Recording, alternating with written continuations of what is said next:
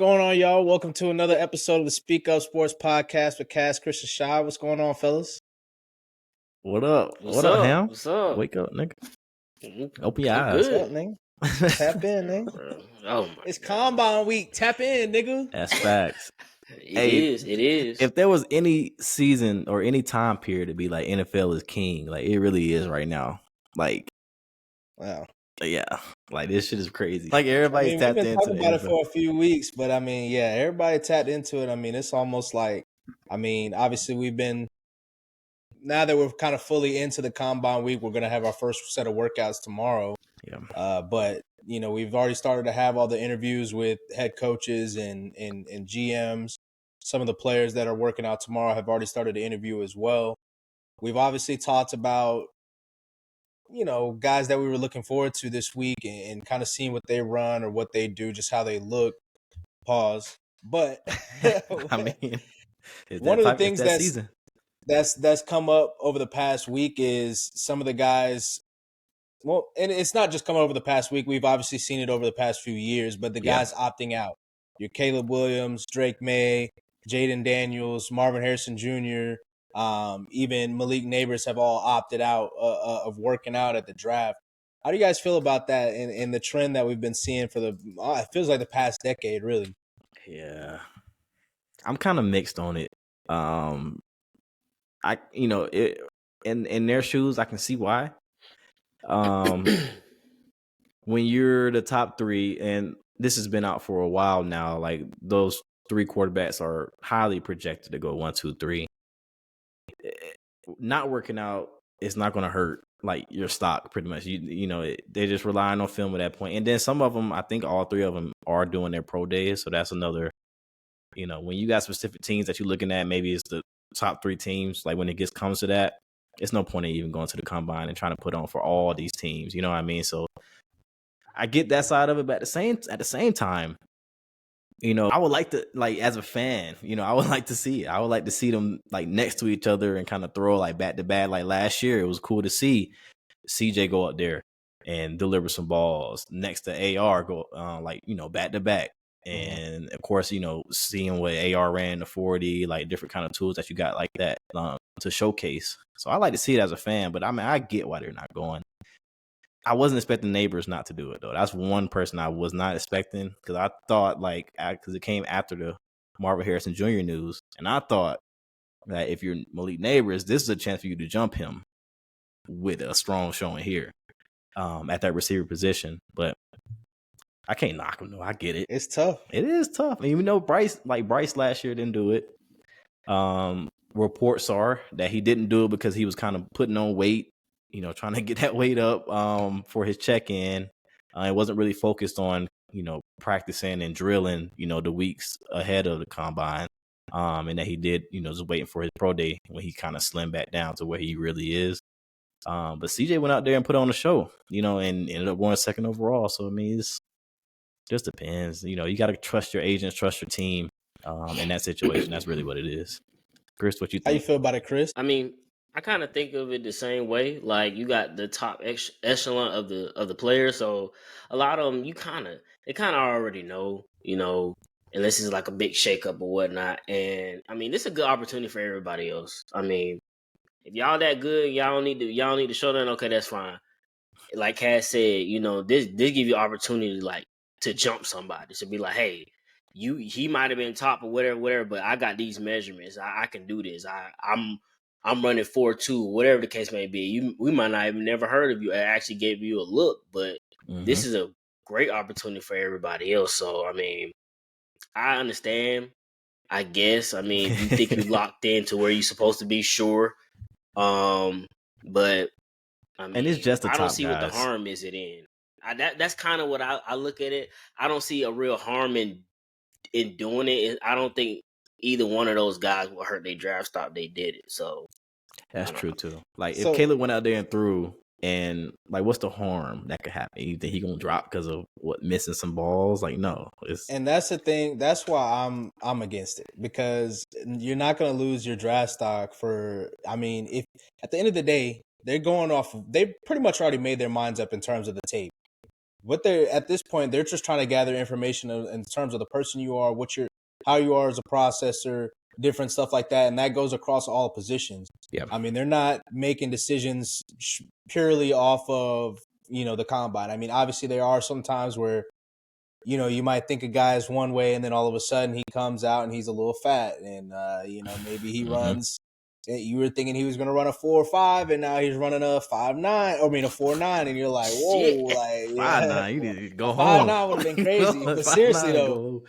But the thing about it's just like compete. What do you have to lose at this point? Like at the end of the day, you're already, like you said, you're locked in. Come out and put on a show. They're gonna understand if you miss some throws. They are. Obviously, they really you're are. playing with receivers that you've never played with.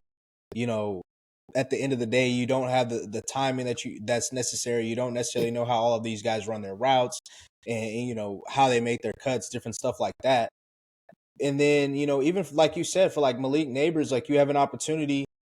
You never know. Maybe somebody, you come out and run a 4.2 and everybody's like, whoa, like we knew you was fast, but like this is different. This is different. Like, let's reevaluate. Should we really consider him the first receiver taken off the board? It's and like you said, as a fan, it's like, let's come on, bro. Like let's. And then there's also coaches out there that are conducting these drills. There are things that you can learn from them. Those coaches, obviously, they're still going to be out there most likely. Yeah, I don't think anybody's skipping the combine as a whole.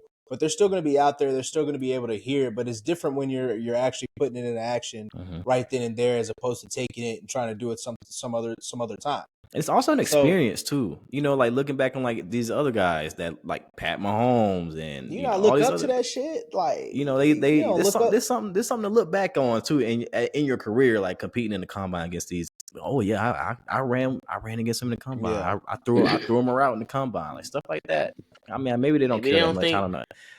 Maybe they don't think they measure up like they think they do, because like you said, you might be locked in, but you're willing to do your pro day. Why are you willing to do that? Because you know everybody there. You know the whole system. You know who the receivers are. You know how they like to catch the ball. So it's like it's easier for you to do it, because like I don't have nothing against me, but you throwing in a combine. Somebody, right. And so I'm wondering, are they scared? Are they nervous? Like, it's just those. To my knowledge so far, it's just those 5. Really, I haven't heard anything about the old lineman that's projected to go high either yet. But I mean, once again, I don't see why they would do that. The old lineman definitely need to, unless you're. And I get it if you're hurt. If you're nursing an injury or something like that. Maybe it's not all the way healed, but you're still kind of working out. You don't want to tweak anything. I completely understand that, but it's like, bro, like all the greats have done it too. Like they really have. That's the thing about it. Like the greats have really done it. And then like you got people even in this, like they had interviews today with the D linemen because they're the first up. And you see guys, Jared Verse, Chop, Dallas Turner. They all going to compete. They're all going to go out there and do everything. They ask, what are you going to do tomorrow? We're going to do everything. You want to see that. Dallas Turner's projected to go top 10.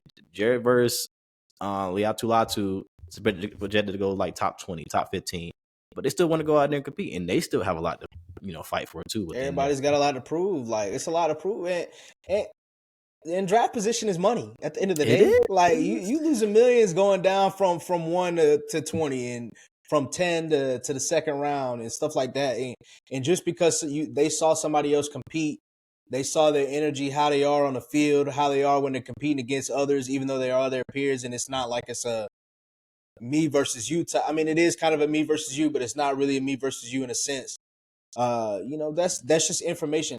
And then on top of that, we didn't even mention just the players, but like, how do y'all feel about the head coaches? Obviously, like Sean McVay hasn't been doing it for a few years. Yeah. We saw the Jets head coach as well mention that he's not going. Some other guys have mentioned that they feel like it's a waste of time. How do y'all feel about that? Kyle Shanahan. It seems like somebody, I forgot what I was watching today. But they said it seems like a theme. Like people from that Shanahan tree are the ones that are kind of the ones not showing up for this thing. Although I did see Robert Saleh coming this weekend to do some interviews. But he hasn't showed up yet. But I mean, if you trust your team, and if like I get like, okay, if you're Kyle Shanahan or if you're Sean McVay, if you trust your team, trust your scouts, you have representation there. You're just not the one directly looking at it. Maybe I don't know how busy they are. Maybe it's a lot of stuff they got to come in to get through. On the head coach side of things that don't allow them to spend that time that they want to at these events. So I mean, it's tough to know. It's tough to answer that without seeing their full schedule and what they got going on. But you see other head coaches there, so and they're doing their interviews and they're talking to who was it today? I think it was Chop talking to Mike McDaniel and was talking about one of his interviews. Oh, it was Jared Verse actually. Mike McDaniel lame ass. Jared Verse said one of the first questions Mike asked was, "What's your favorite verse from a rap song?" And then Jared Verse was like what? And then he was like, "Your last name." Like lame ass nigga, but that's something Mike McDaniel would do. Yeah, what the fuck? I don't know. This shit was weird. That shit was weird. But yeah, I mean, you get an opportunity to see it like live and in person. Like that's another reason. I mean, it's valuable. I think it's very valuable for a coach to show up. It's information. Yeah. This is all this whole offseason, this whole pre-draft process is all about collecting information, and I feel like you're missing out on an opportunity to collect information. The Rams have had, they just had a pretty good draft this past year. They did, yeah. Obviously the Jets had a pretty good draft with getting Sauce and Brees and Garrett Wilson all in one draft. Elijah Vera Tucker as well. But I mean, outside of that, the rest of their team is kind of dormant. If you really think about it, it's really, we've talked about it. It's Aaron Rodgers, kind of his baby. And obviously, like the GMs, you're assuming are making the picks and stuff like that. And like you said, you have to trust your scouts and stuff like that. But you would like to see at least a head coach. I don't know. I just feel like, obviously, once again, the combine's not the end all be all. There's pro days, there's other stuff, there's private workouts, X, Y, Z. But it's just like collecting information. Be there, be present. What? I mean, they say that they're working on other stuff, but what are you? What are you working on? I don't. That's not stuff that we're privy to. But I mean, shit. It's only 3 days, 4 days. It ain't. Yeah, and majority or coaches are there. It's really just the same, like 6, 7 coaches that are just not. So I don't know.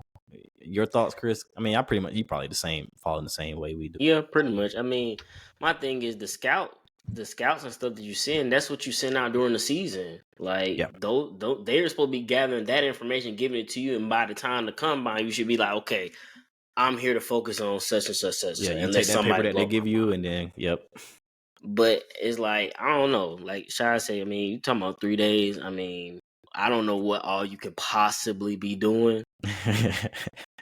I mean, you can't. They can't even talk to their actual players that's on the team, can they? Nope.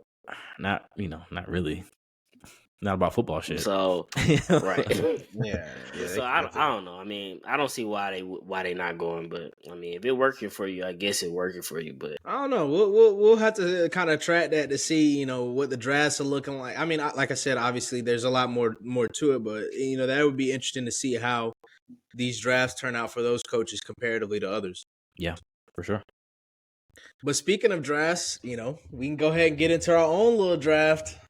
We mentioned last week that we'll possibly do a mock draft for y'all, but since we got the combine this week, as we mentioned, we'll go ahead and give you a little 1 through 10 top 10 picks pre-combine mock draft.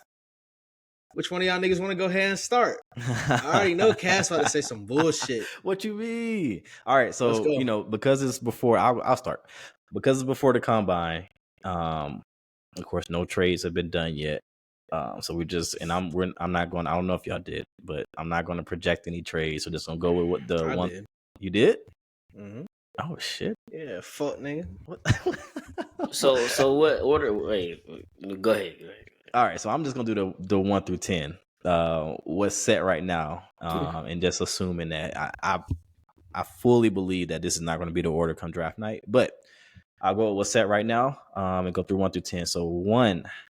Chicago Bears, gotta go Caleb Williams. I think there's a little bit too much there for them to back out of this and trade it away. I think there's I get that's been a hot topic in Bears country about Justin Fields and Caleb Williams and kind of that back and forth that's been going on. It's some Bears fans that are set on keeping Justin Fields and trading the pick, collecting more assets. I just don't feel like they're going to do that 2 times in a row. Trade out the number 1. I could be wrong, but I don't think they're going to do it 2 times in a row. And then, the highly touted prospect of Caleb Williams, my thoughts aside, it seems like it's going to be the first pick. So I'm going to Caleb. At 2, I'm actually going to go Jaden Daniels. I know like Drake May has been him and Drake May and Jaden Daniels have kind of been like neck and neck in a lot of people's eyes. It's really depends on what you're looking for. And I think with Cliff there, being the OC there, I feel like he can kind of lean more, even though Drake does have athleticism and he can really hit any throw you want. I think he leans more towards Jaden. And kind of what, DQ, Dan Quinn came out in the presser today in his interview and said that, he saw Jaden Daniels as a game changer. So we'll see. And then number 3, the Patriots. A lot has been talked about what they're going to do. I'm going to have them stick right here and get a new quarterback. And that's going to be Drake. Not too much to say about that. A lot of people are like, yeah, build out your roster. This is a trade down possibility for sure. But without that, I'm going to go with them starting over at quarterback position. 4, Arizona Cardinals. I got to go with Marvin Harrison Jr. I think he'll be the first receiver off the board. It's kind of been no shot there. 5, Los Angeles Chargers. I'm actually going to go Malik Neighbors here. I was kind of going back and forth between Malik Neighbors and Joe Alt. But I feel like they could, like with the questions coming up for Mike and honestly Keenan too, they could definitely use Merce. And then the questions with QJ, and you don't know how he's going to progress, or if Harbaugh is going to even really like him. I think they go for their receiver that they want, and I think it'll end up being Malik Neighbors. Give Justin Herbert that threat down the field that could open up things for the run game that they're supposed to be having there. 6, New York Giants. Also, I think this is a trade. They could trade up. They could trade down. But if they're going to stick right here, I'm going to go with Joe Alt for them too. I know Evan Neal was a top pick a couple years ago, but that hasn't seemed to work out, and they definitely need help on the O-line. I think they go for the best one here. With the Tennessee Titans, I was thinking about going like Olu. I don't want to mess up his first name, but Olu Fashanu. I'm kind of going back and forth on that. They need wide receiver help. They need line help for sure. I'm gonna go with Olu. I'm gonna go with Olu Fashanu, Penn State. 8, Falcons. I set this up for a reason like this. And I'm gonna go Roma Dunze to the Falcons. I know a lot of people. Got the Falcons being. Some people got JJ McCarthy in quarterback. Some people got them being the first person to take defense in this draft. I don't know. I wouldn't take this defense that high at 8. I'd rather trade down and get one of those edge rushers. But right here, Rome's still on the board, so I'm taking Rome. What you hating for, Chris? I'm just listening, brother. 9, Chicago. I can see them going with Rome off the board. They're not going to go receiver. They got Cole Kmet, so they're not going to go Brock. So I'm going to go defense side. And I'm going to go Jared Verse. I think him on the other side of Sweat would be a pretty lethal combination for that defense, especially with Eberflus. And then 10, I'm going to go J.C. Latham for the Jets. They need offensive line help, clearly. And I think he's one of the top ones in his class, along with Talise Fuaga. So I'm going to go J.C. Latham. That's my top 10. I think it's pretty good. We'll see what folks think. Go ahead, Chris. First pick, the Bears.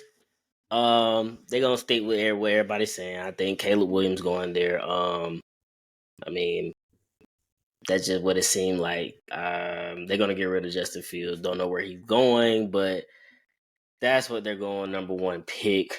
The number 2 pick, I think they're gonna go with Drake May. I think this. I mean, I almost didn't go with a quarterback. I felt like I thought they might try to give Sam Howell a chance, but I had to just think about it. He has. I'm sorry, he's not that good. Okay. He be throwing that motherfucker, but he be. I don't know. It's just bad. I mean, it's a But I bad think they're gonna go with a situation there last quarterback. year. I ain't gonna say nothing. It was. Then they're gonna go with. Say it again. Sam Howell wasn't terrible. Go ahead. It just didn't look good.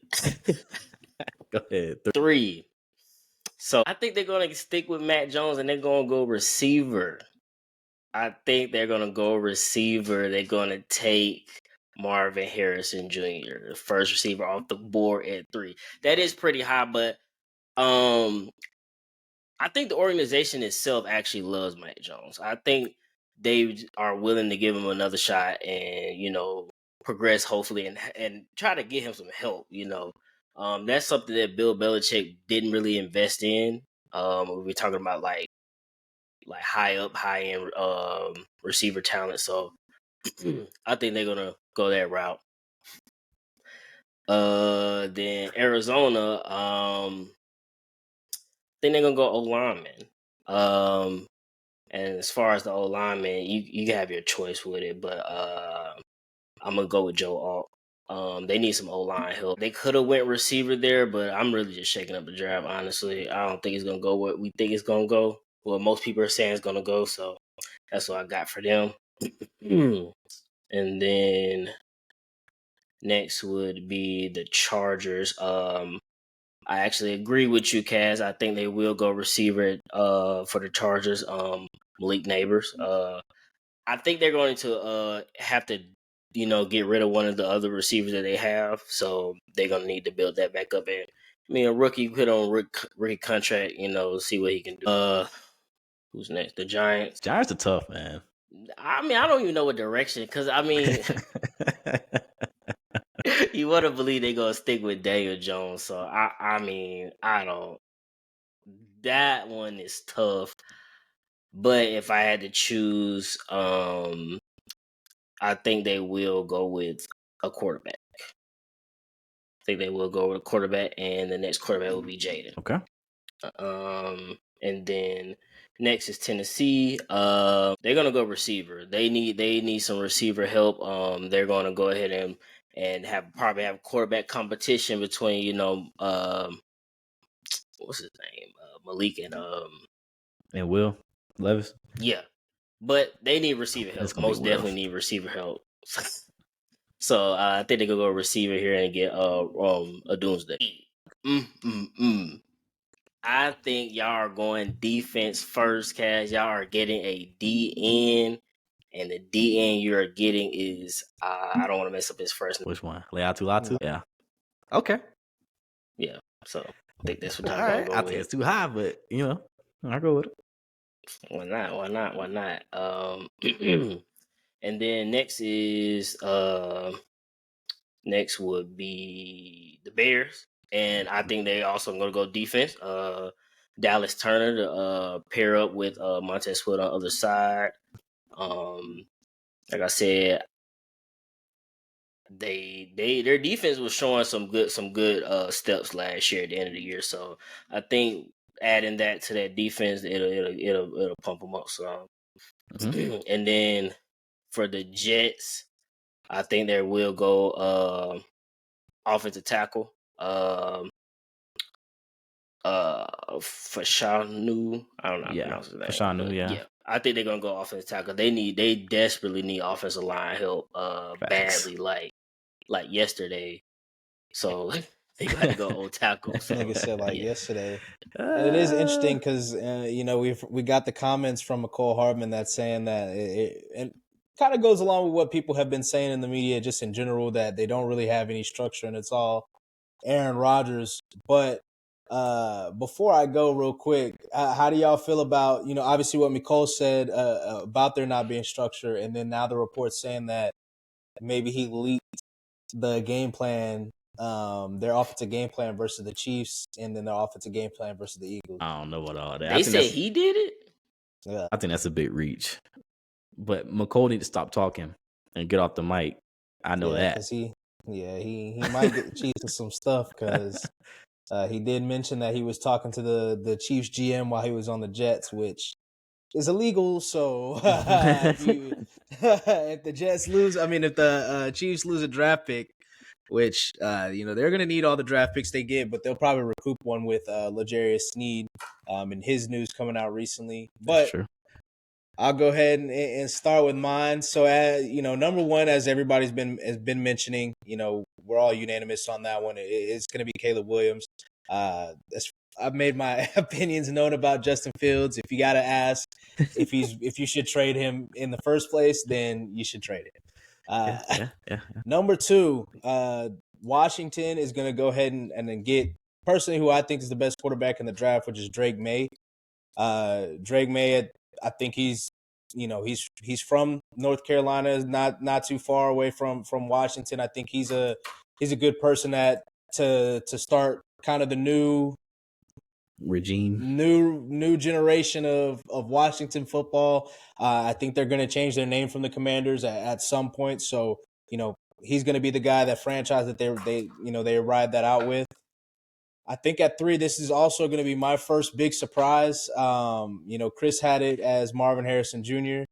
I do not think that they will be getting Marvin Harrison Jr. I do think that Elliott Wolf, their kind of acting president and GM, he spoke today at the combine and kind of mentioned how things would change. Before in the past, they kind of went for need as opposed to kind of going to get trusting the scouts and going with the best player available and stuff like that. So I actually do think, as Cass mentioned, there has been some talk about, is this a trade down spot? I'm just going to go ahead and tell you guys, probably not a trade down spot. No chance Mac Jones, in my opinion, comes back. Seems that he's lost the locker room, even though I do agree that it does seem that, Kraft loves Mac Jones. I think they go with the Michigan guy. I think they go with J.J. McCarthy here at 3. I think they bet on his traits, his leadership, as well as his championship ability. I think that organization with Elliott Wolf coming from the Packers, as well as Robert Kraft, like them needing a new voice, a new leadership in that locker room. They kind of talked about finding somebody that the guys would, fight for. That screams J.J. McCarthy to me. So I think J.J. McCarthy goes there, and also Michigan quarterback Tom Brady, J.J. McCarthy. You think he starts right away? Give him the keys. I do think he starts smart. I do think he starts right away. They might bring in a veteran. We'll see. We'll kind of see that as we go. It could be Bailey Zappi. I don't think Mac Jones. There's a lot of quarterbacks available between the Mac Jones, the Sam Howell, maybe even a Desmond Ridder that we haven't really talked about too much. Those are young guys that, aside from the Justin Fields, obviously Justin Fields is in the same draft class as Mac Jones. My opinion, Mac Jones has shown a little bit more. He's brought his team to the playoffs last year. They had a bunch of injuries they could have got in as well. But, that's neither here nor there. At 4 for the Cardinals, I think it's easy. Go ahead and go get Marvin Harrison Jr. And, you got Kyler. He had a similar receiver with the DeAndre Hopkins as well as A.J. Green. Obviously, A.J. Green in his older years, but that's kind of the comp for Marvin Harrison Jr. I think it's going to be a seamless transition in that offense with, if they do sign Hollywood Brown, Michael Wilson that they got last year, Marvin Harrison Jr. and Trey McBride. Solid. That'd be nice. At number 5, I actually disagree with you guys here. I don't think they're going to get a receiver. I do think Mike Williams will be gone, and we'll kind of get into that later on in our little AFC West preview. I do think Mike Williams will be gone. I do think that Keenan Allen will stay. So I can go with Joe Alt here. Notre Dame guy. Obviously, Harbaugh is coming from the college ranks, so he in Notre Dame has had a good lineage of offensive linemen over the past few years. His dad is also a former Pro Bowler, so he has that NFL lineage just like Harbaugh. So I do think that will play a factor there. And go ahead and as you mentioned, they want to run the ball. Obviously, Greg Roman is the offensive coordinator there. So I do think, aside of Mike Williams, I also think they're going to have to get rid of Khalil Mack as well as Joey Bosa, or one or the other or both. So I do think that's the way that Harbaugh goes about things. They want to build through the trenches. So I think that's the first pick that they have in the Harbaugh era. Okay. At number 6, Jaden Daniels, the LSU boy. I think it gives Daniel Jones another year where he can kind of play. Jaden Daniels gets another year, behind him. Probably takes over halfway through the season. Similar thing. This gives them an opportunity if they want to go ahead and bring Saquon Barkley back. They do have an opportunity because they have a rookie quarterback, so you can kind of sign him to the contract similar to Jonathan Taylor with the Colts. And I also think that he kind of plays the kind of style of ball that Brian Daboll likes up there with the Giants. So, and that dual threat. At number 7, this is the one that I hate for the Tennessee Titans because, as you mentioned, Chris, they need some receiver help. And obviously, Brian Callahan coming from the Bengals. He's been with some LSU boys. So I'm going to go with Malik Neighbors here. Malik Neighbors going to the Tennessee Titans to pair up with D-Hop. We'll see what happens with him, as well as Treylon Burks. Then at 8, Cass. Atlanta is trading down. Okay. Atlanta will trade down with the Cincinnati Bengals. Get down to 18, like Cass mentioned. Probably going to try to get a defensive end at that point, at that position. Also recoup their trades for this trash ass nigga Justin Fields, but I'm gonna hold that down. So recoup some picks there, and I think Cincinnati trades up for Brock Bowers. I think they trade up regardless. If Tennessee goes for an offensive lineman, they go get Malik Neighbors to recoup whatever, or as in addition to picks that they have for whatever they do with T. Higgins. So I think Cincinnati goes up here for Brock Bowers. It could also be Indy here as well. At number 9, I got Rome Odunze going to the Chicago Bears. Gives them a solid 1-2 punch with DJ Moore, as well as Rome Odunze that kind of does both. Rome, he's kind of do-it-all receiver, as well as DJ Moore, but DJ Moore kind of specializes even more the yards after catch. I think that will go really well with Caleb and his play style, both of them really. And then rounding out at 10 for the New York Jets.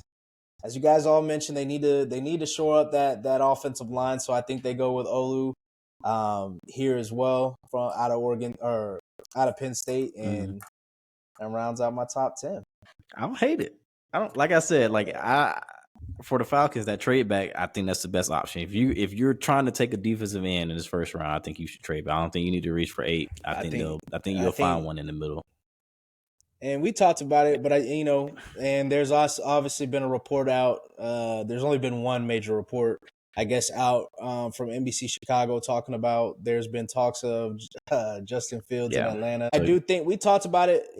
This is where all the rumors start to fly. This is also where, even though some of them, you got to be able to decipher the rumors. Some of it's going to be bullshit. Yeah. Some of it's going to be spot on. This is obviously where a lot of people are getting an opportunity to connect after the draft, during the draft, in Lucas Oil. They're probably going out to go get drinks to wind down and stuff like that. They're chopping up with the coaches, agents, players. Everything's going down. I do think that next week we will see. We've got about 15 days, give or take, before free agency starts. So I do think that we will see that Justin Fields to Atlanta trade coming up here soon, probably in the next week. There's also that Justin Fields video that came out on social media where it sounds like they say he's going back home. And they tried to cut. I think that's literally what he said. And then they tried to cover it up because you saw the words under it. It was like how people were when they were on kickoff team back in high school. That's some bullshit. No, you don't just come on no random. You don't post. You know what I mean. That's random. That's super random for it to be that. Yeah, I don't. And I think, and it's just a matter of time. I think they don't want to dominate the it might be an agreed upon trade already, and they don't want to dominate the combine news. Let the combine run its little cycle. And like you mentioned, NFL's king. They plan that marketing stuff out. So right after, you got another story to have them in the news. So what do you think he goes for? A third. You don't think a second? A third? No, I don't think a second. I hope not a second. A third and a third this year and a third next year that turns into a 2. That's what I can see him going for. But I mean, it's also this is why. So I'm trying to give the Falcons benefit of the doubt here and say that they've got some good guys that know what they're doing. So I don't think that they're in a desperate position, but they're in a desperate position because there's really no. I've talked about it. There's really not a trade up option. People are going to talk about it. People are going to speculate. It really depends on how much of their soul they're willing to sell. And I don't think this team is ready. It depends if you're ready to try to make a Trey Lance type trade, because I know the Minnesota Vikings are lurking, but especially with the New York Giants right there above them already, I don't know if you want to get into a bidding war. So I don't think they'll be desperate in getting a quarterback. That's why I think that they'll go ahead and trade that third next year that turns into a second. Then if they get that trade down, especially with the Bengals, they may be able to actually get a first next year just because the Bengals are down in the lower teens, and then making that big jump up 10 spots. Yeah. Maybe be able to get a first, maybe get a first and a second. So in the event that Justin Fields doesn't work out next year, you have the options to, now you have the capital, the stuff to trade up, as well as offsetting whatever you lose with Justin Fields, because I do think that they'll probably do some type of contingency type trade. That's fair. If he gets us to the playoffs, it's a second round or some shit like that. Yeah. But I don't know. We'll see. I mean, I think a lot of, like we've been talking about it, a lot of shit's going to shake in the next couple of days. We'll start to hear even more rumors once we start to see these guys run and do stuff like that, because, all of a sudden it's going to be, oh my God, he ran a 4.2. He's going to go first round automatically. The whole time dude's going to go fourth. Yeah, it was always going to go fourth. Yeah, they say, they always say that the media catches up to where the NFL is thinking late. So yeah, as we get closer and closer to the draft, things start to reveal itself. But for these teams, these 4 teams, as we mentioned last week, we get into it. They got a lot of decisions in the AFC West. Obviously, they got the reigning Super Bowl champion in the AFC West with the Kansas City Chiefs. But they've got 2 teams that just made a coaching change, as well as 2 teams that are probably making quarterback changes as well within that division. Where you guys want to start, man? AFC West preview. What are we looking at? Free agency, maybe what they could be looking at in the draft, maybe what they could be looking at in free agency. Team y'all want to start with, man? Chris, who you want to start with? Let's start with Let Ride. Yo. Okay. That's actually Broncos. The first one I had on mine as well. So the Denver Broncos, man. Denver Broncos, obviously, as Chris mentioned. This is a great place to start, because Russ just came out with his little. His interview. Found the right guy in Brandon Marshall.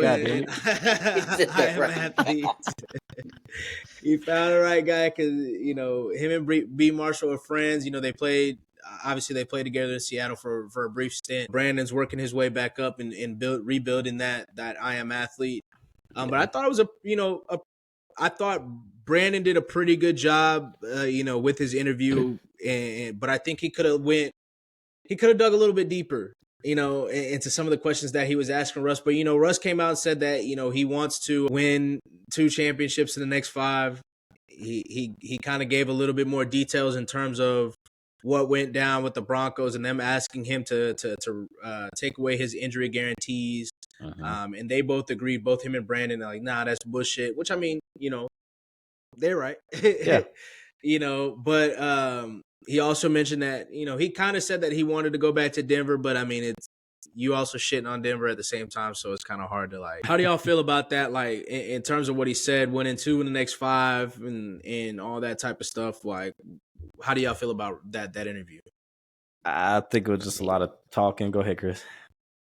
I mean, I think he was just trying to get his side out. He don't really talk that much. He haven't had an opportunity to speak, and everybody talking shit about him. So I feel like he did it for a reason. Get his side, and if all that is true, that is fucked up. You can't do that. Like, we already signed the contract. Like, to tell me that and say I'm not. And with all that turmoil, like, man, he just can't come back. He can't come back. So if he turn win 2, it ain't in Denver. I'm sorry, he can't come back to that situation. Yeah, I mean, that's kind of how I feel about it. He just want to get his side out. That 2 and 5 shit. Last time he won Super Bowl was 10 years ago. So I mean, let's be real. Like, 2 and 5 is gonna be. I get, we see Pat Mahomes doing it, but dude, you're 35, right? Or is he 35? Something like that.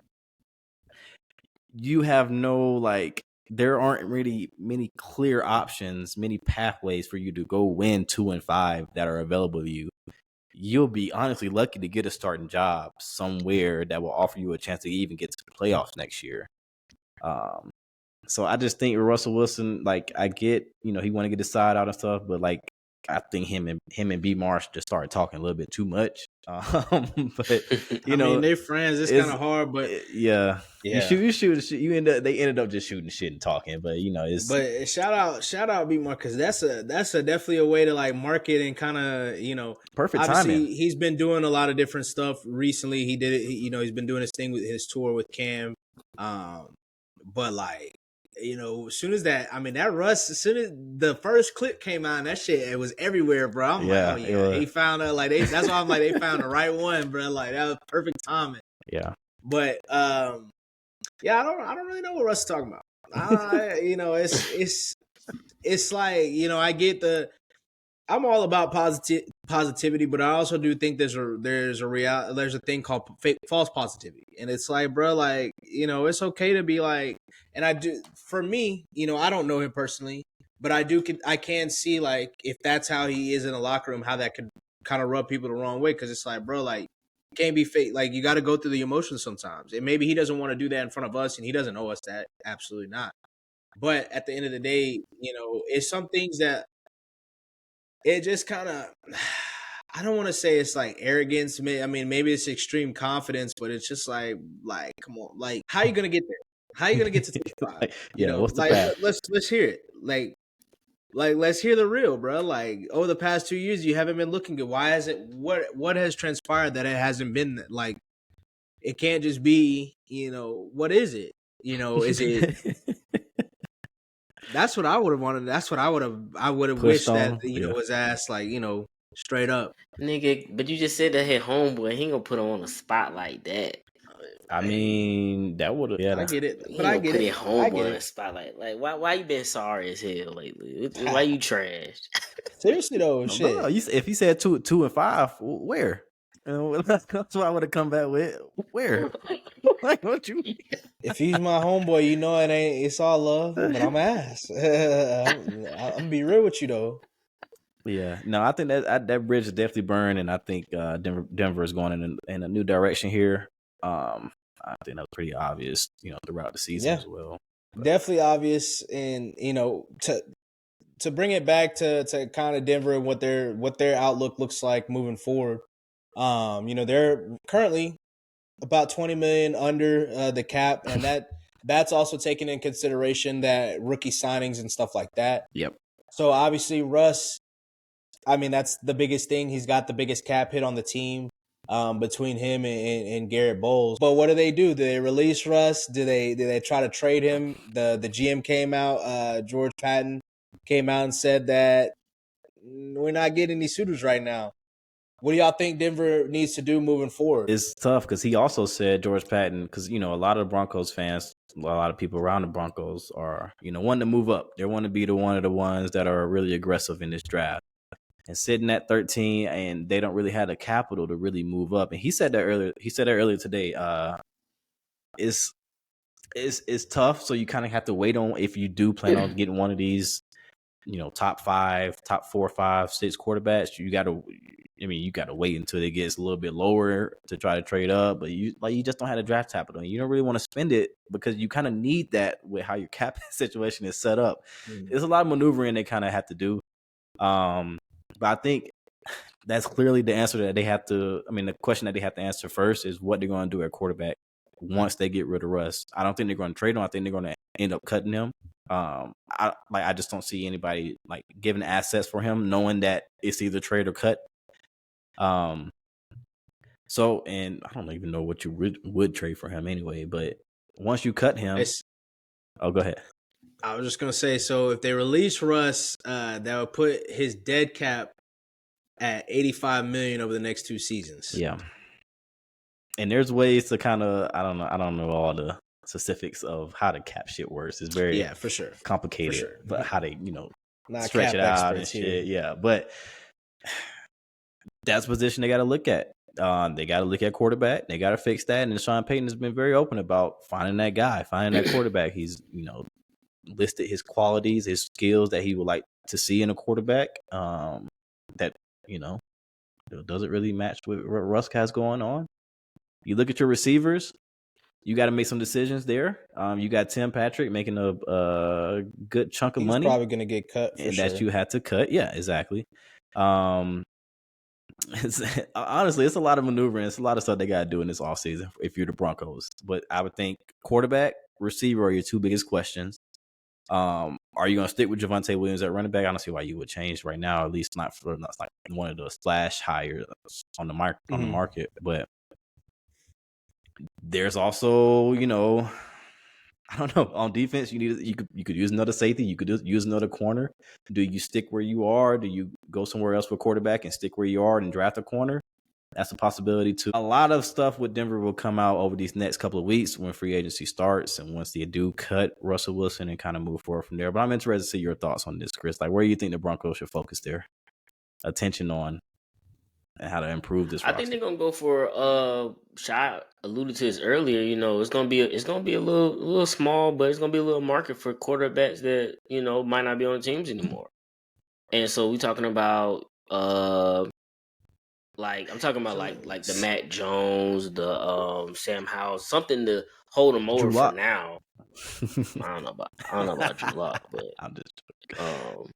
Yeah, but I think that's the direction they're gonna end up going. I mean, I just don't see them. I don't see them picking a quarterback at 13. Honestly, I think what position you see them going? Defense. What position, nigga? I think they're gonna go D lineman. I think they go corner. I like the corners in this first round too, but yeah, D lineman maybe. I can see that too. I think they're gonna go D lineman. So with that being said, they'll probably eventually that cut, man, 85 over 2 years. That shit crazy. But and like I said, they're already $20 million over the cap. So you got Surtain's yes, yeah, that's counting their rookie signings from the draft picks. So and then Surtain's contract, comes up. They got to make the decision on the 5th-year option next year. Justin Simmons' contract comes up. Garrett Bowles' contract comes up, but Garrett Bowles, you're probably going to end up. That's probably going to be somebody that you restructure, and then so his contract probably stays on the book for a couple of years. Jerry Jeudy coming up as well. So we've heard the rumors about the trading for the receivers, but out of those guys, like a Surtain, Jeudy, Justin Simmons, do you think that they should look to move one of them or all of them? That's a great question. I would say I don't think you can move Pat Surtain. I think the other two are movable. I feel like, especially with Jeudy, the whole situation with him last year. I mean, I think they're gonna go ahead and get rid of him. Mm-hmm. Justin Simmons, that's a tough one because he is getting up in age, and the thing is they might not want no older safety, you know what I'm saying? But then again, he could be a placeholder, to keep the defense intact of what they got. So I'm on the fence with him. I just think they will definitely not let Surtain go, but Jeudy is probably definitely out there.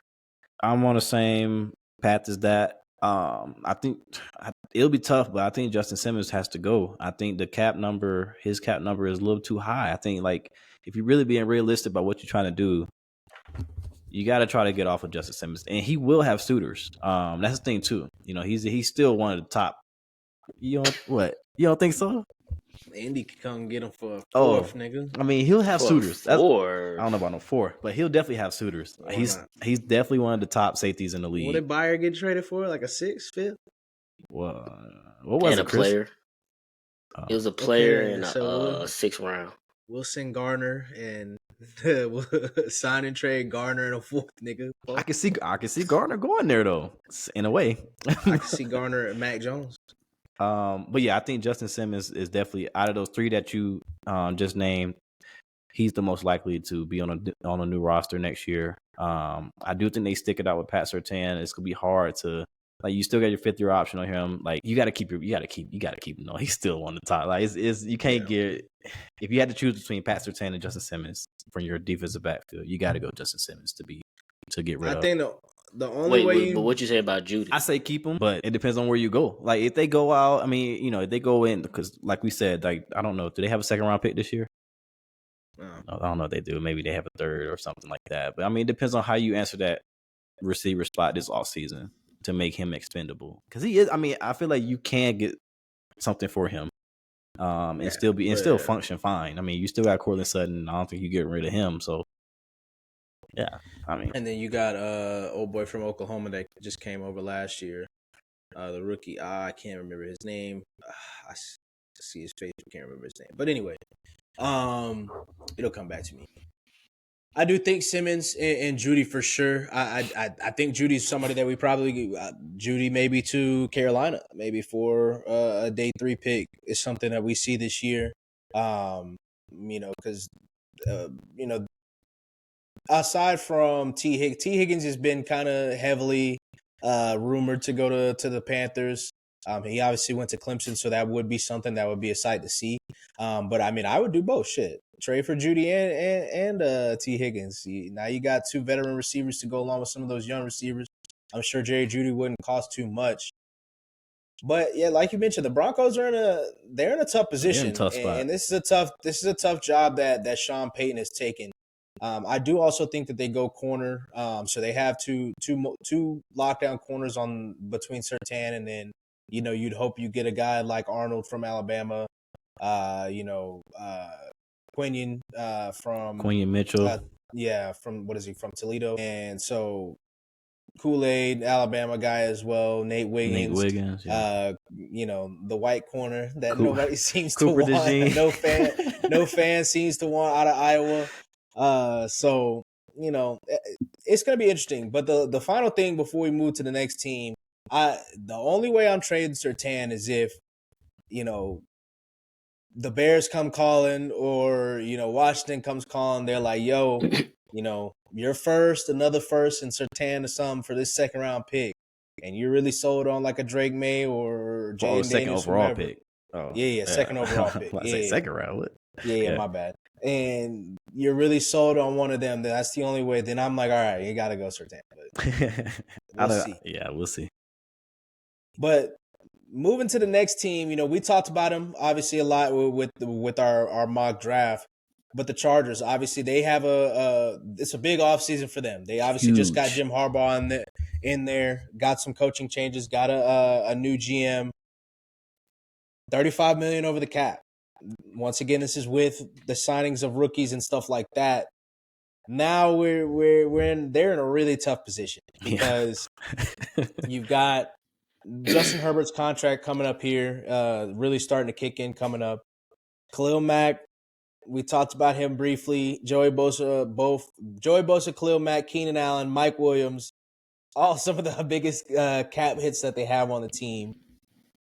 We could probably assume that Mike Williams coming off the ACL injury is probably going to be the easiest to cut and go on. How do you guys think what are the moves that you guys kind of see them to do to kind of get under the cap? And then in terms of moving forward, obviously we talked a little bit about what they're going to do in the draft or what you guys think their first pick would be.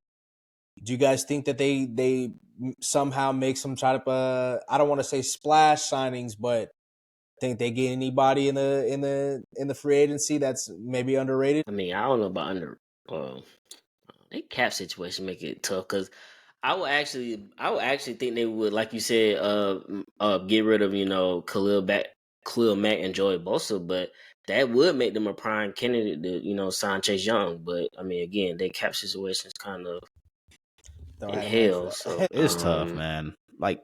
And they're making the shit. I mean, when you're 2 edge rushers, both of their cap numbers are in the 30s. Your 2 wide receivers, both of their cap numbers in the 30s, and that's before Justin Herbert's contract even kicks in.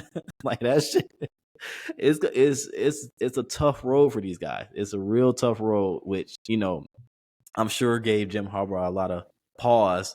Going like, even though it is the Chargers and everything, but like looking at them, I know they have a plan. It's going to be tough to execute this plan, though. Now, Khalil Mack, he had a great season last year. He ended up with 17-something sacks, 17 and a half sacks.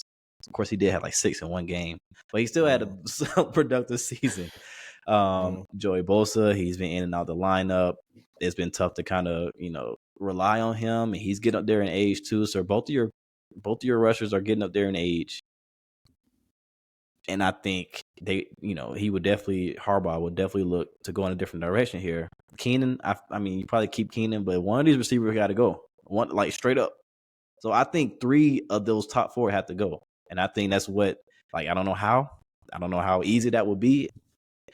I think they will have some suitors. They might not be exactly the compensation that you want, but you got to get out of this cap hell. It's so bad right now. It's absolutely terrible.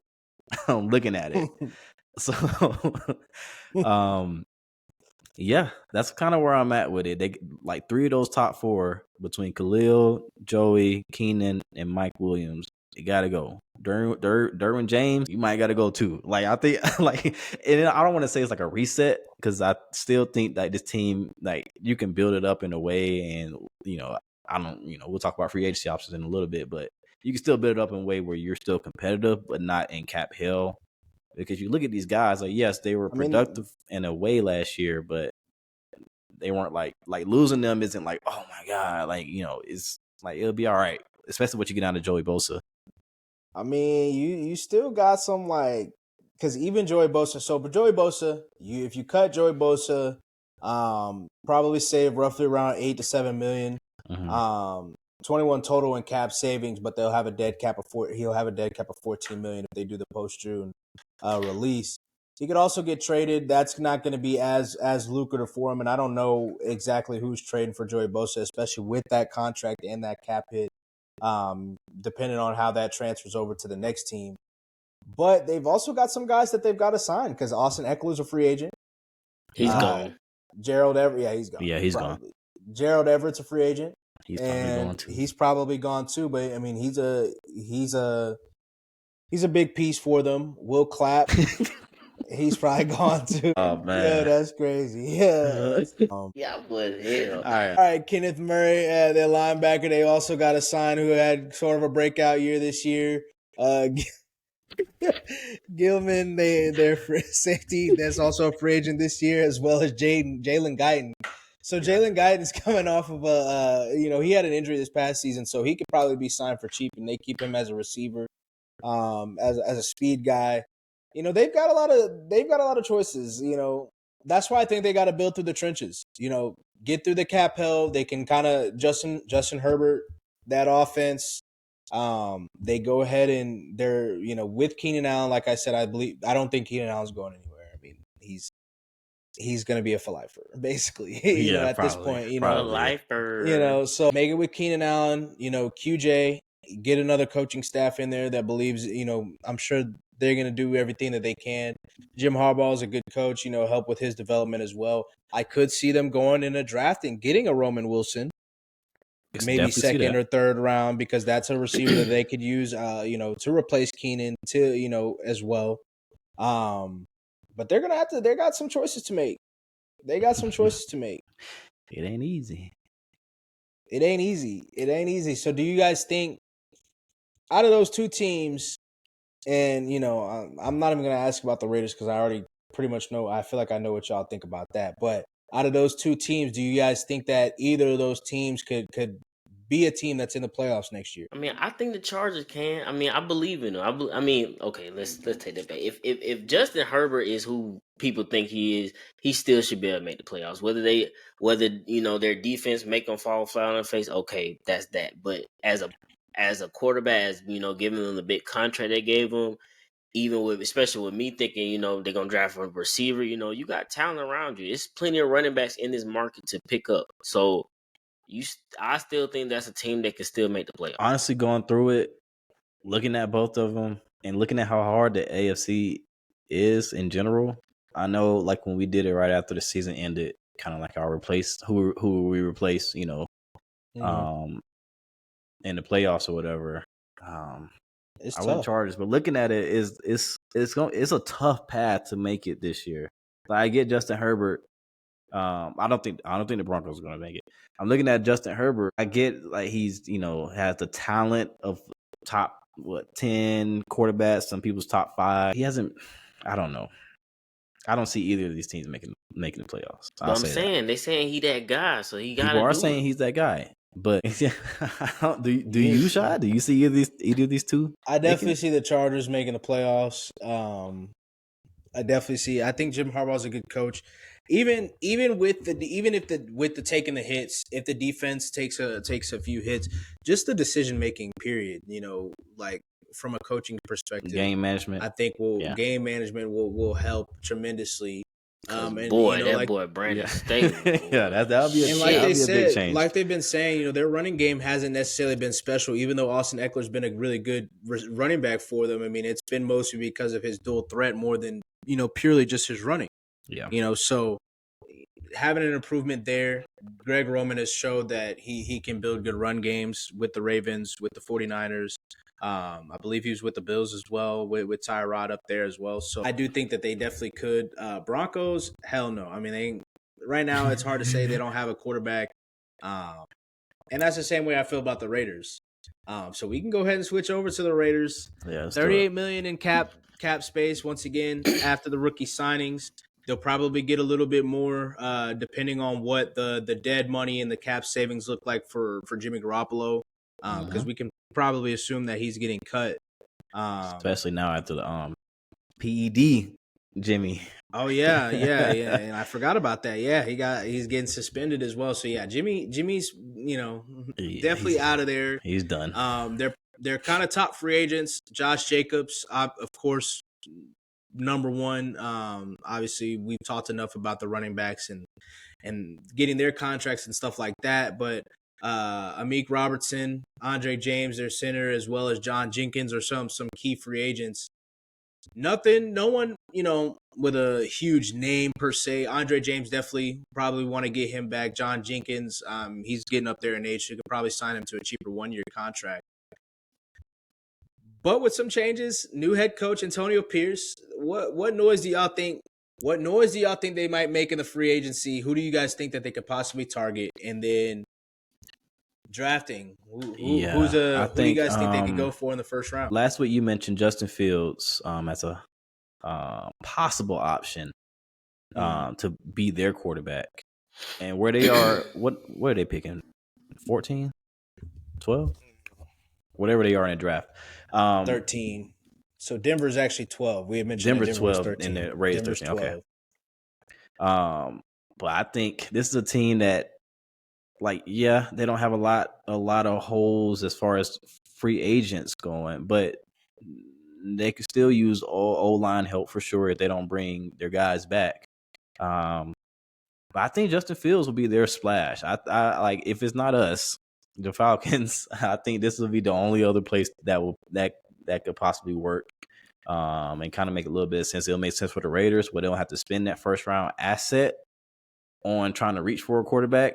Or trying to spend assets trying to move up, because that's all. They're also one of the teams that are talked about with moving up. They're meeting with the top 3 quarterbacks at this combine week, stuff like that. I mean, but they're like you said, I don't really know the direction of the Raiders and what they actually plan on doing. I like the hire, at head coach with Antonio Pierce, but there's still a direction that they kind of have to figure out. And it's not going to come easy. And I think, Raiders fans will be kind of, to expect anything easy or quick, especially this season, would be kind of foolish. It'll be really foolish in my opinion. So I think this is just a build type of situation. You build up through the draft. If you get Justin Fields, he's still young.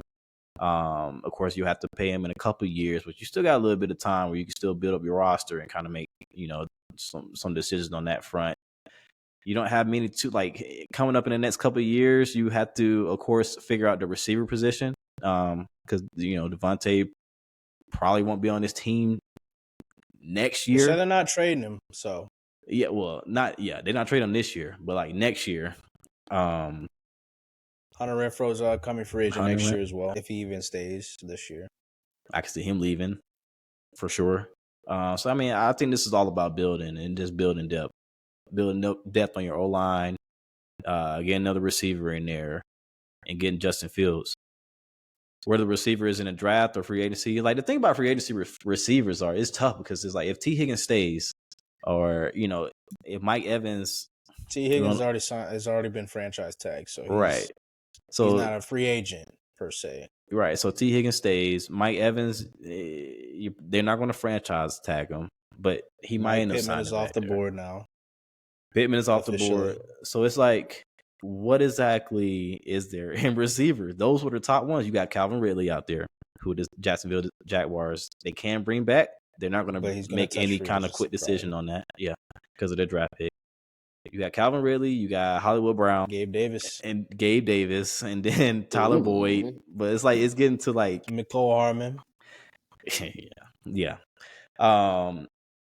So I don't think that's where you address your receiver's position. I think that's really hard to shell some money out for them. I don't think that's Marquez like Valdez justifiable Scantling in this case, especially for the Raiders. Oh yeah, he just got cut. Yeah, he just got cut. So I mean, that might be. Hey, though that I mean, obviously Devontae and MVS played together before, but I mean, gives them a speed guy. Jacoby Myers kind of gets the inside out with Devontae. Hey, I like that actually. I might like that. Might have been on to something there. So you guys think? Go ahead. So I really think they're going to stick with the quarterback. Well, I think they're going to stick. Yeah. Okay. I mean, okay. Yeah. I don't think that they believe that he's an improvement over Justin Fields. Is an improvement over him. We don't know. But what say you, Chris? Who you think they're going in the draft? They're going defense. I think they're going to go defense. Antonio Pierce, defensive guy too. So because I mean, like even with the quarterback situation, even if they keep Aiden, I think they're going to bring another quarterback. For competition or whatnot. They're not in a position to trade up, or they don't have. I don't think they have enough assets to trade up to get one of these top upper echelon quarterbacks. I think they build on defense, but it's so tough because again, even if they do like their quarterback, they didn't show enough on offense this past year for me to believe that they can, advance. I should say there's a lot of change on that offense, though. Of course, when you lose your head coach, who's also the offense coordinator, it's gonna look a little ugly, So and it's gonna be. I like Aiden, and gives him a full year, and the stereotype is, and they kind of followed it last year to a T. The defensive coaches like guys that don't really turn the ball over, they just manage the game, blah, blah, blah. So I can see Antonio Pierce sticking with that, building the rest of the team. They look like they found somebody in Malcolm Kuntz on the outside of Max Crosby. They obviously drafted Tyree Wilson as well in the first round last year. So, I could see that could be a spot for another corner. I could Tom see Telesco, he's coming over from the Chargers. He doesn't really trade down too often, so I'm not sure if a trade down option is there. But receiver, corner. I mean, they need some splash players, so I can see them going for a skill position for sure. I can see a skill position. I can also see like a Byron Murphy coming here. I can see kind of a swing for that type of interior D lineman to kind of just match with those, just to beef up that D line. I can see that beef up the trenches there. I think that would be a decent fit there. But yeah. Now finally ending with the defending champions, the back-to-back Super Bowl champions, the new dynasty, the Kansas City Chiefs, who have a lot of upcoming holes. And I say that as somebody that's been saying that basically it feels like all season, but in reality, no joke, all jokes aside, they've got, after the rookie signings, about $6 million left over the cap. So not too much room to mess around with, especially because they just signed Snead or they just franchise tag Snead. He hasn't necessarily signed his franchise tag yet. The idea is, according to all reports, so they're going to trade him. I could see a team. So that's where things get a little hectic because the Falcons have been somebody that's been rumored. Don't really know how they do that with the possible trade of Justin Fields or even a trade up. Because I think that he garners a 2 or at least a 1 or a 2. I think a 2 there. So it'll be interesting to see. I could see Indy being a spot. I could see Indy being a team interested. I could see the Eagles being a team interested. If they, they free up a little bit more money. But outside of L'Jarius Sneed, obviously they have to sign Chris Jones this year. But they just cut MVS. They got Donovan Smith, their starting tackle, who's a free agent this year. Willie Gay, who's been a starting linebacker for them. Mike Edwards, who was starting in the backfield in the back seven for them as well. 2 of their running backs, Jarrett McKinnon, Clyde Edwards-Helaire, both free agents.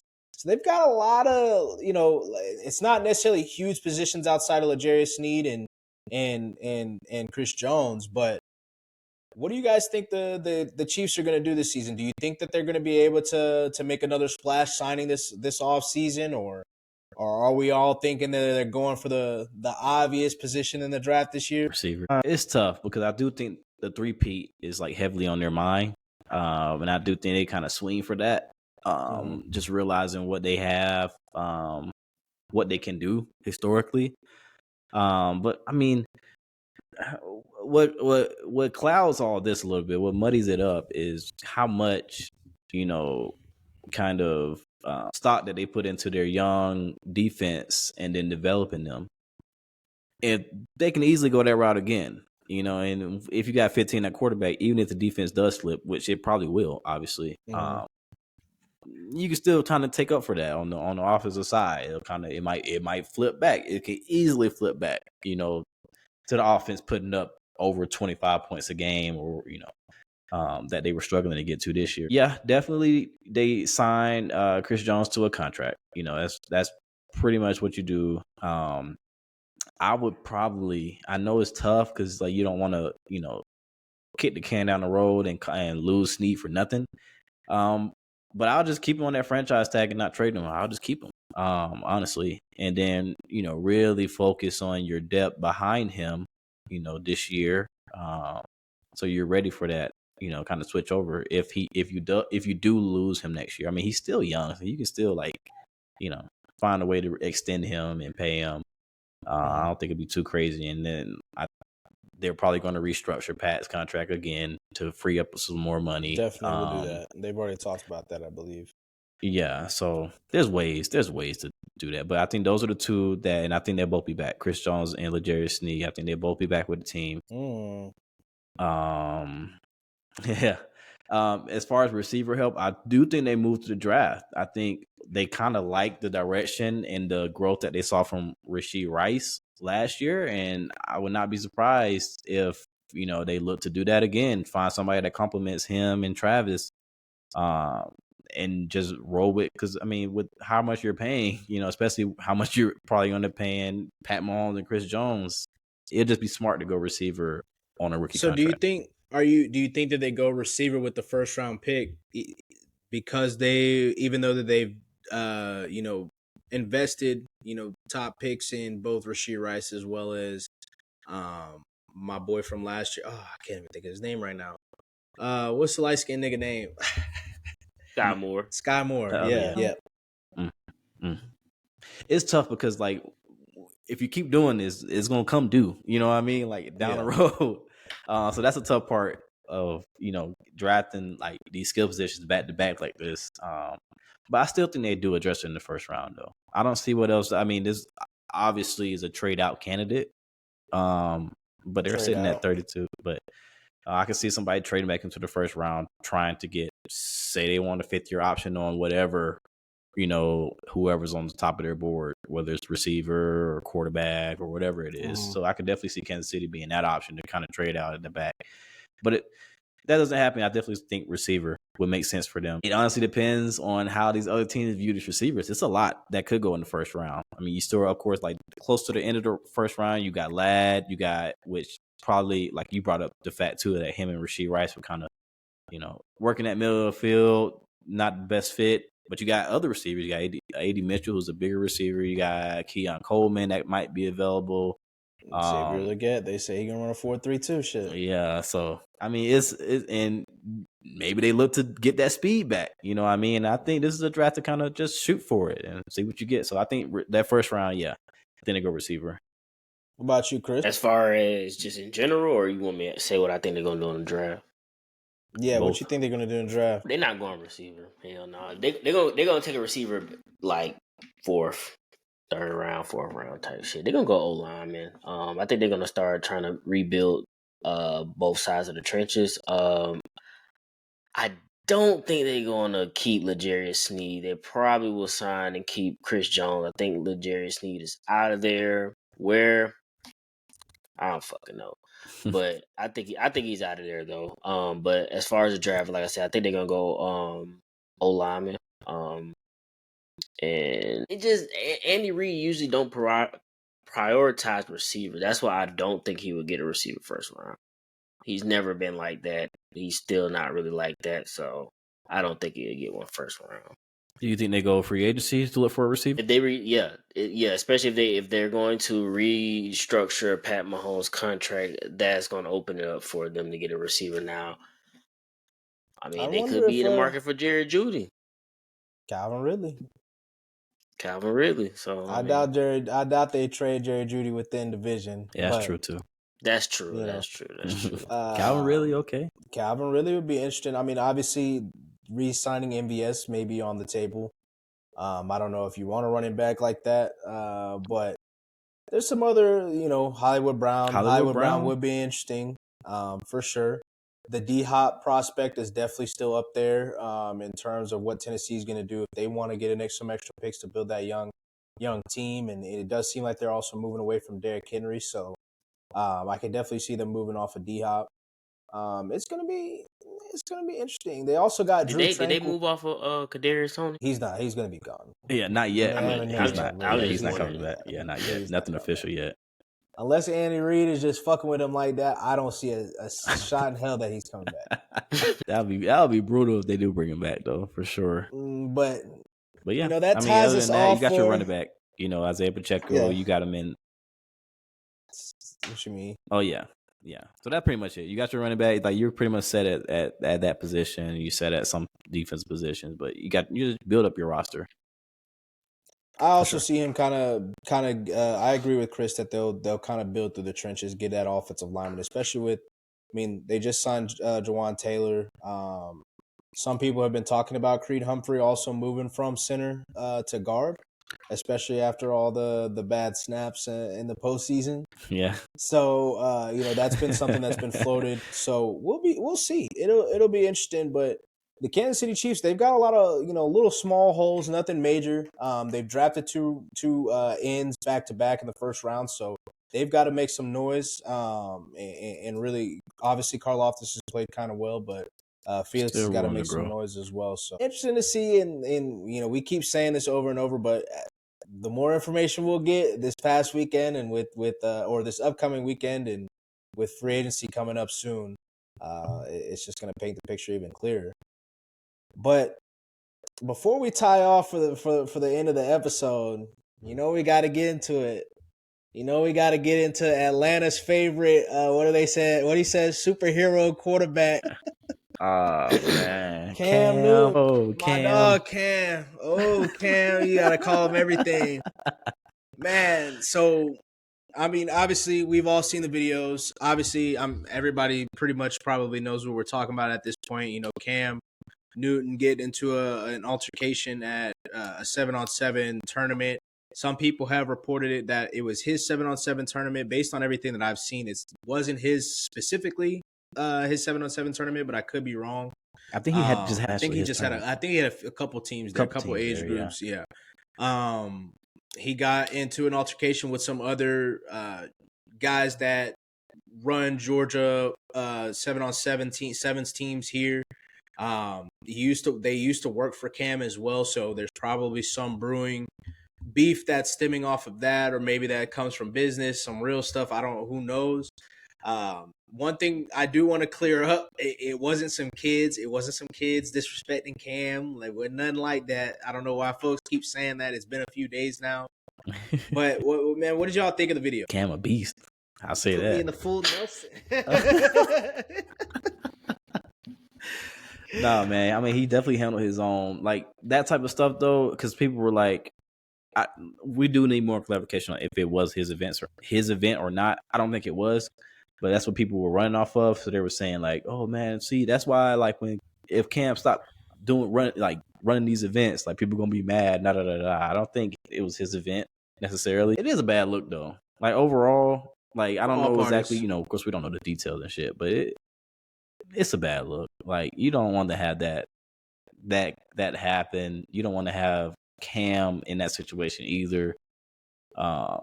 I just don't know what the hell they could be so mad about. Like, honestly, like they say can't, they obviously everybody's joking that they went straight to the podcast mics after getting hemmed up. But it what they said is, Cam yoked old boy up quickly. and I guess his brother came and started hitting him. Which, I mean, the video kind of looks like that is what happened. But I mean, before I say what I say, go ahead, Chris. What you think? I mean, it sucks because, I mean, you got all these stories out there. You got people were trying to figure out, people, like you said, the people were trying to see if it was kids, why Cam fighting kids, and then it's like, I guess it's what they be saying when they don't want you to retaliate. But I mean, like, people would have been mad if he hit people, but I felt like he should have hit them. If they jumped me, like, he did his best not to put his hands on them. So that's why I applaud him for it, because I'm like, if it was me, we would be swinging. I'm not pushing, pulling, but I mean, again, he got an image, and it's like, if he would be fighting, then the title wouldn't be jump altercation. It'd be Cam Newton beating up people. Yeah.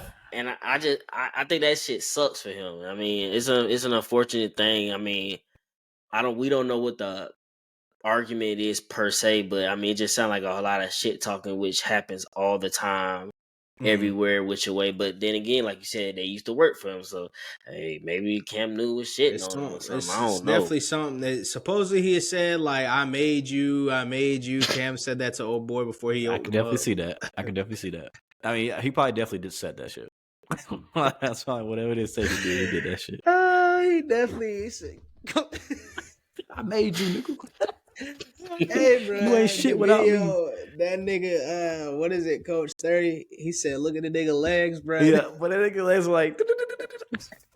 Yo, that nigga legs was. Yeah, it's crazy. When he was yoking that nigga up, his legs was off the ground, bro. That's embarrassing, man. That's embarrassing. That shit shouldn't be funny, but like, I do feel like some people are over it. Well, it's one thing to say like some people are over exaggerating, because I don't want to say that, because there is a, you know, obviously you want to provide the best example for kids, number one. Yep.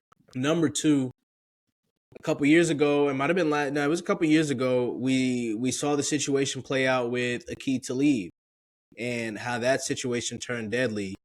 And, you know, I don't recall if it was sevens specifically, but it was a football event, you know, between guys that were talking shit. It wasn't, I don't know how personally this one went, because obviously they know each other within the community. And a lot of people came out and said that that's how the Talibs act all the time during the community, in the community with and whatnot. But, you know, in a situation like that, it is Atlanta, number one.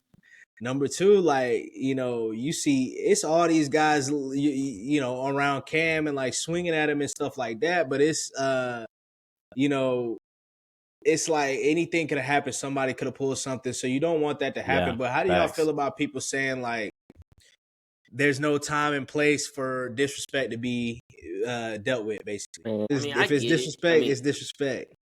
Yeah, because I mean, like, you don't think shit like when that happens, you don't think about it in a moment like, oh, well, I'm in this place, he disrespected me. Sometimes you act off impulse and that shit just happens. But I feel like for me, if it's like in a sporting event type shit, I just, in my mind, I automatically think it's just talking shit in general. That's fair. Outside of a sporting event, we out, like, then I'm gonna actually think you're like legitimately. But when at a sporting event, if I'm going back and forth with somebody, I'm just thinking we talking shit in general. But I mean, you can't really tell somebody how to feel when they feel disrespected. You don't know what's over the line or not.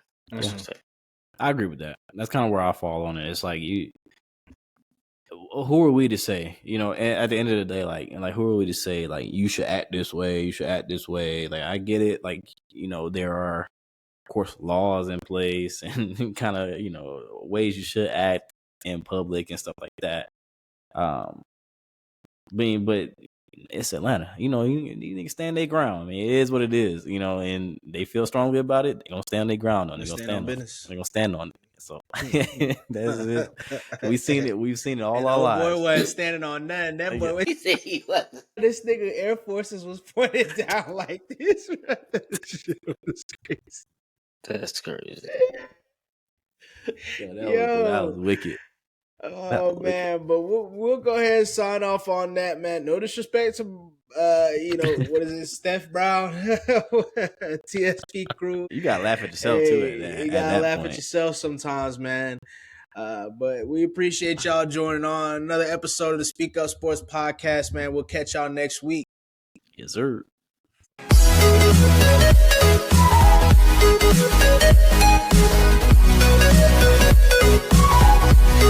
back.